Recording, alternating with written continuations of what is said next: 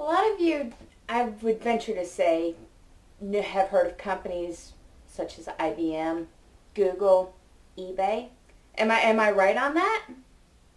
Good. Well, what I am a technician for an electrical company, and we deal with the electrical infrastructure for the data systems for large companies, the utilities, and hospitals even.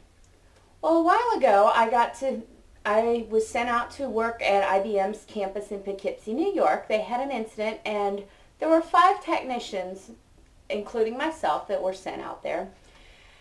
And once we got together and formed a plan of what was going to be done, this person was going to be over here working in the battery storage room. This person was going to be cleaning bus duct. This person was going to be checking switch gear, drying out panels.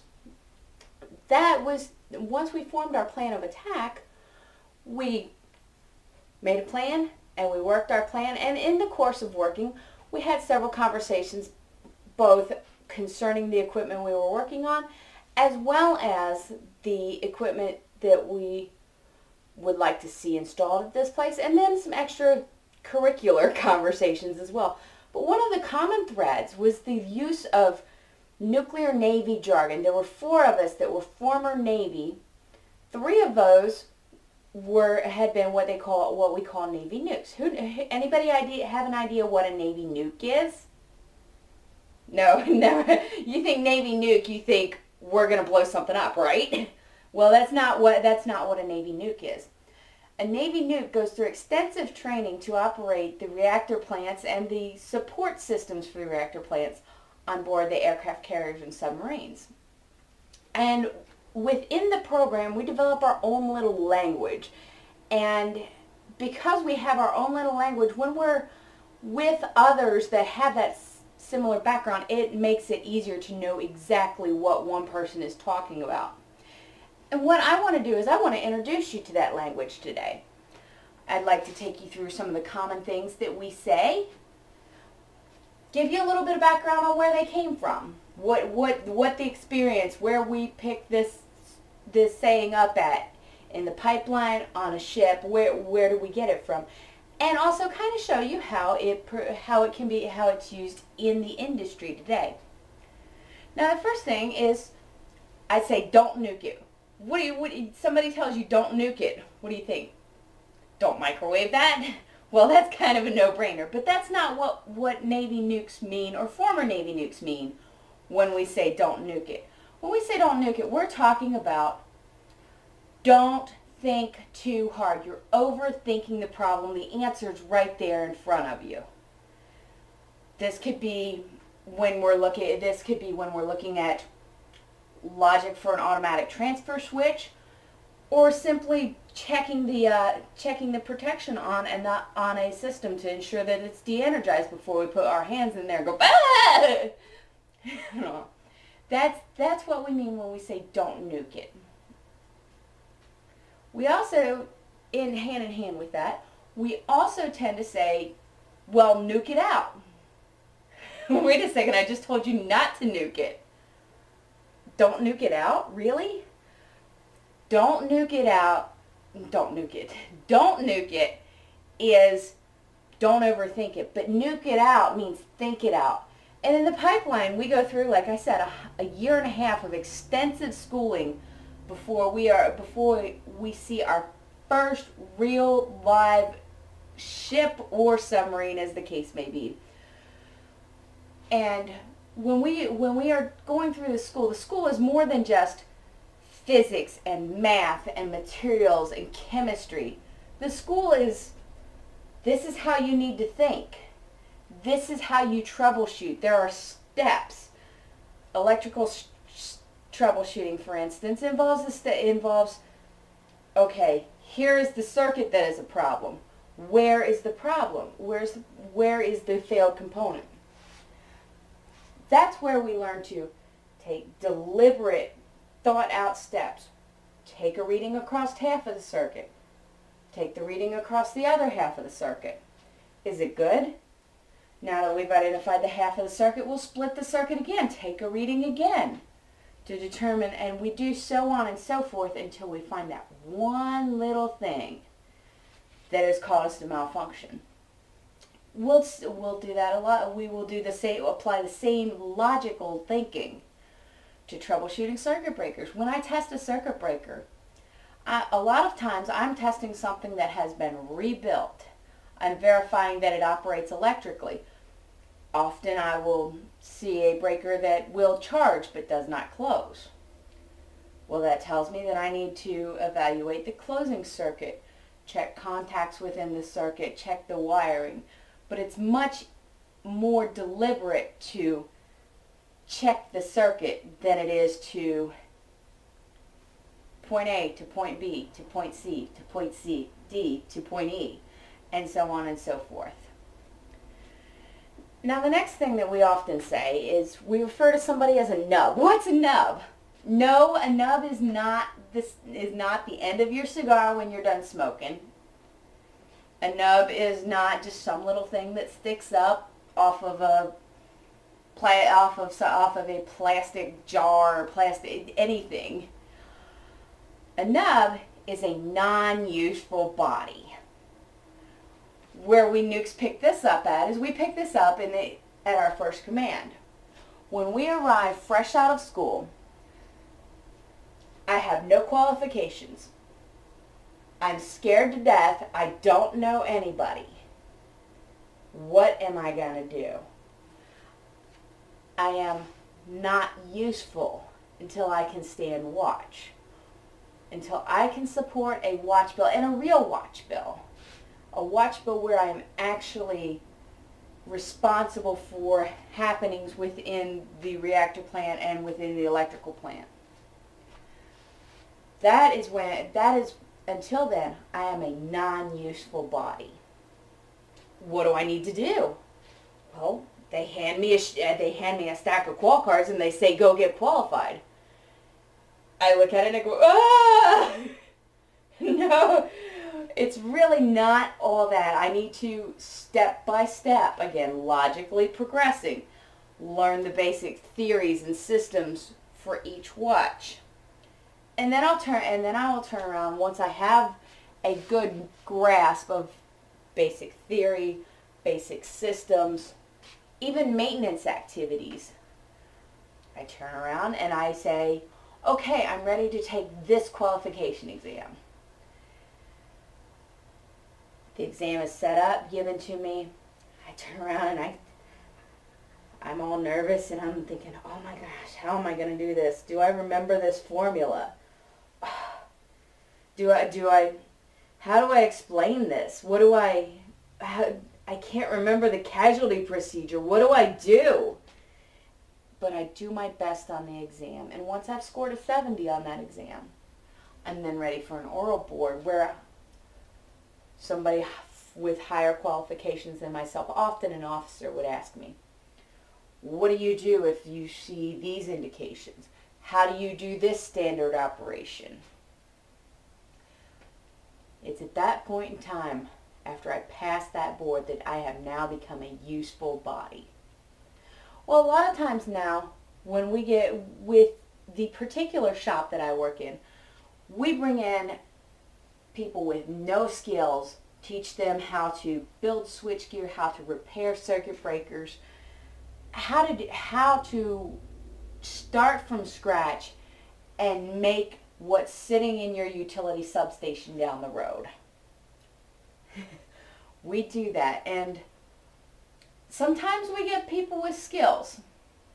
For instance, we had a guy, I'll never forget it as long as I live. This guy had a master's in electrical and electronic engineering, but he couldn't troubleshoot his way out of a paper bag. And the position he was hired for involved startups, very detailed checklist of different functions that are supposed to be checked in switchgear and in drives, different readings that are supposed to be recorded. Could not follow those directions. So they sent him to me, said, can you teach him? Can you teach him how to do all this? I said, I will teach him how how to check breakers. I don't ever see any drives, so I can't teach him that, but I will teach him everything about breakers. I taught Keith, tried to teach Keith how to check a breaker. Well, at that point in time, we had a rush going through. Big end of the year, cram it all in so we can make billing numbers. Said we had a rush going through, had to build, test, and certify 11 ground and test devices for Con Edison.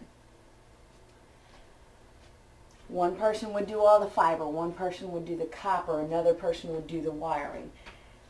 And like anything, when you rush, you tend to mess it up. And not a single one of those 11 were wired completely operational.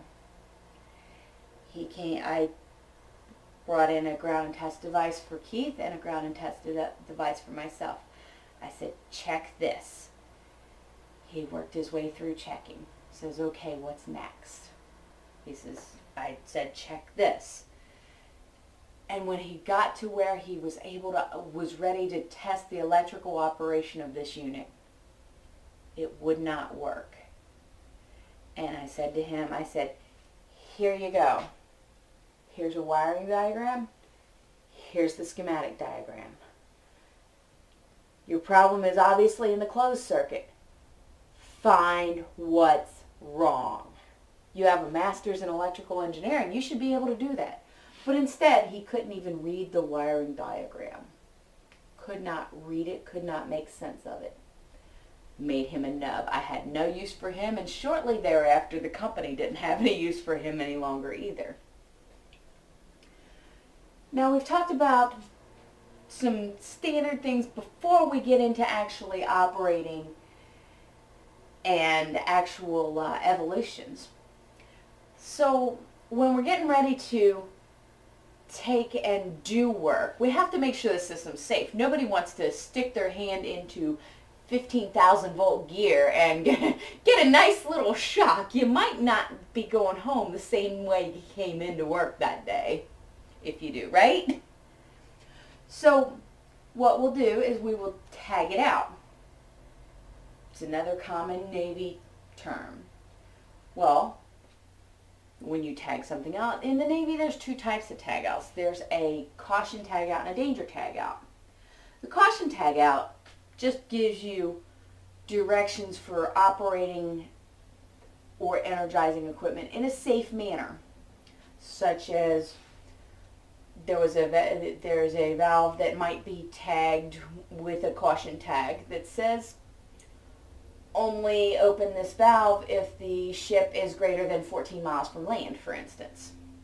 That may be to protect the environment, to protect the ship. It may be to ensure that the ship is in deep enough water so that you don't suck sand into a pump intake. It could be any number of reasons. But the bottom line is that it's only tagged. There's no other, you have to rely on the person that is sent to operate or energize the equipment, reading the directions and going, okay, it says don't operate until greater than 14 miles from land. Well, let me call and see if we're greater than 14 miles from land. Danger tags in the Navy. Danger tags are red and they're tagged. They're checked, they're double checked. The component being tagged, such as a circuit breaker, set of fuses, valve, is put into a safe condition for circuit breakers. Oftentimes that is off. For fuses it is removed. For valves it would be closed. That protects somebody from sticking their hand into switchgear and going, you know. It's not, but again, it relies on the person placing the tag to actually, circuit breaker is off, I'm placing it off. It relies on someone not coming by and going, oh, why is that circuit breaker off? Chink, back on. Somebody else down the line gets a shock. It's not good. Well, in the civilian world, we do tag outs. We do a tag out is actually a lockout tag out. There has to be some kind of a locking device to keep that equipment from being operated. Circuit breakers have provisions to be able to be locked open, locked closed. Fuses, you can remove the fuses and then lock the cabinet shut so you can't put the fuses back in. And we're not talking about, oh, just a little, we're just going to lock it with a little luggage lock, No, we use American Standard locks. They come with individual keys, one key per lock. And the only person with that key, and the person that does the tag out, holds the key. No one else can remove that lock, only that person. Much better than relying on somebody not to come through and go, oh, why is that circuit breaker off? And this person over here going, I'm getting shocked now. And another thing, and one of the things that we'll protect downline motor controllers, downline pumps. Why not just turn the pump off at the motor controller? Again, we don't want any chance of that pump being energized at the pecker head when the person doing the maintenance or trying to fix the pump turns around and opens that pecker head and starts taking apart wired connections. What did I say?